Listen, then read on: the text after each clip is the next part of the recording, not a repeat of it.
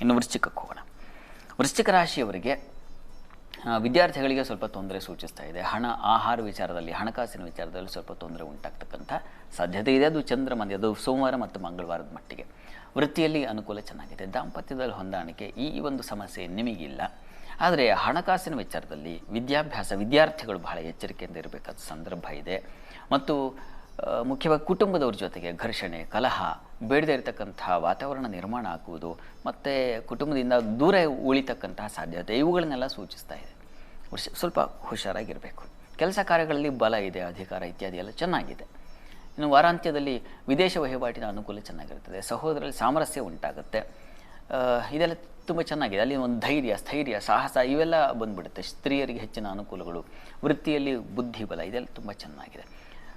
ನಿಮಗೆ ಗುರುವಾರದಿಂದ ಏನು ಈ ಹಿಂದೆ ಇದ್ದರು, ಅಂದರೆ ಸೋಮವಾರ ಮಂಗಳವಾರ ಏನು ಅನುಭವಿಸ್ತಾರೆ ಅದೆಲ್ಲ ನಿವಾರಣೆಯಾಗಿ ನಾನು ಹೀಗಿದ್ದ ಅಂತ ಅನ್ಸುತ್ತೆ. ಆ ರೀತಿಯಲ್ಲಿ ಬದಲಾವಣೆ ಆಗಿಬಿಡುತ್ತೆ.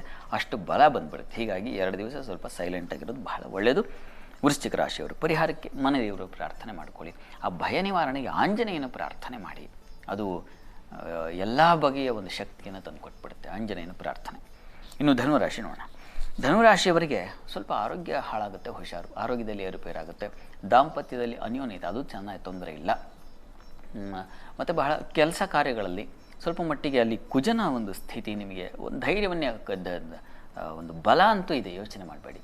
ತಂದೆ ಮಕ್ಕಳಲ್ಲಿ ಶೌರ್ಯ, ಕಾರ್ಯಕೌಶಲ್ಯ ತುಂಬ ಚೆನ್ನಾಗಿರುತ್ತದೆ. ಇಬ್ಬರೂ ಸೇರಿ ಒಟ್ಟಾಗಿ ತಂದೆ ಮಕ್ಕಳು ಒಟ್ಟಿಗೆ ಕೆಲಸ ಮಾಡ್ತಕ್ಕಂಥದ್ದು, ವ್ಯಾಪಾರ ಇತ್ಯಾದಿ ಇದ್ದರೆ ತುಂಬ ಕೌಶಲ್ಯದಿಂದ ಕೆಲಸ, ಆ ಚಾತುರ್ಯ ಎಲ್ಲ ತುಂಬ ಚೆನ್ನಾಗಿದೆ.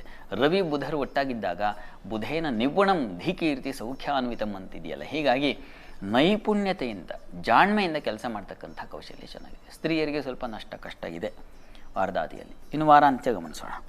ವಾರಾಂತ್ಯದಲ್ಲಿ ಧನುರಾಶಿಯವರಿಗೆ ವೃತ್ತಿಯಲ್ಲಿ ತುಂಬ ಎಚ್ಚರಿಕೆ ತಗೋಬೇಕು. ಹೋಟೆಲ್, ಪೇಯ ಕ್ಷೇತ್ರದಲ್ಲಿ ಲಾಭ ಚೆನ್ನಾಗಿದೆ. ದಾಂಪತ್ಯದಲ್ಲಿ ಸಾಮರಸ್ಯ ತುಂಬ ಚೆನ್ನಾಗಿರ್ತದೆ, ಸಂಶಯ ಇಲ್ಲ.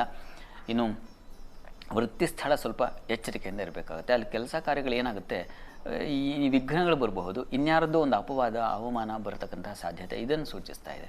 ಹೀಗಾಗಿ ಕಾರ್ಯಗಳಲ್ಲಿ ಕಾರ್ಯ ನಿಭಾಯಿಸುವಾಗ ಕೆಲಸಕ್ಕೆ ಹೋಗೋರು ಬಹಳ ಎಚ್ಚರಿಕೆಯಿಂದ ಇರಬೇಕು. ಅಲ್ಲೇ ಏನೇನು ಜಗಳ, ಕಲಹ ಮತ್ತೊಂದು ಬರ್ತಕ್ಕಂಥ ಸಾಧ್ಯತೆ ಹೆಚ್ಚಾಗಿದೆ. ಪ್ರಾರ್ಥನೆಗೇನಪ್ಪ ಧನುರಾಶಿಯವರಿಗೆ ಅಂತಂದರೆ ನರಸಿಂಹನ ಪ್ರಾರ್ಥನೆ, ನರಸಿಂಹ ಸನ್ನಿಧಾನಕ್ಕೆ ಹೋಗೋದು, ಕ್ಷೇತ್ರ ದರ್ಶನ ಮಾಡೋದು, ಅಭಿಷೇಕ, ತುಳಸಿ ಅರ್ಚನೆ ಇತ್ಯಾದಿ ಯಾವುದಾದ್ರೂ ಸರಿ. ನರಸಿಂಹನ ಸೇವೆಯಿಂದ ಒಂದು ಬಲ ಬರುತ್ತೆ. ಕೆಲಸ ಕಾರ್ಯಗಳಲ್ಲಿ ಒಂದು ಹಿಡಿತ ಸಾಧಿಸ್ಲಿಕ್ಕೆ ಅನುಕೂಲ ಆಗುತ್ತೆ. ದೈವಾನುಗ್ರಹದಿಂದ ಗೆಲುವು ಉಂಟಾಗುತ್ತೆ. ಇದು ಧನುರಾಶಿಯನ್ನು.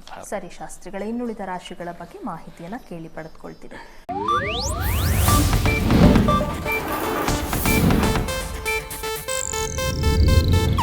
ಇದು ಏಷ್ಯಾನೆಟ್ ನ್ಯೂಸ್ ನೆಟ್ವರ್ಕ್ ಪ್ರಸ್ತುತಿ.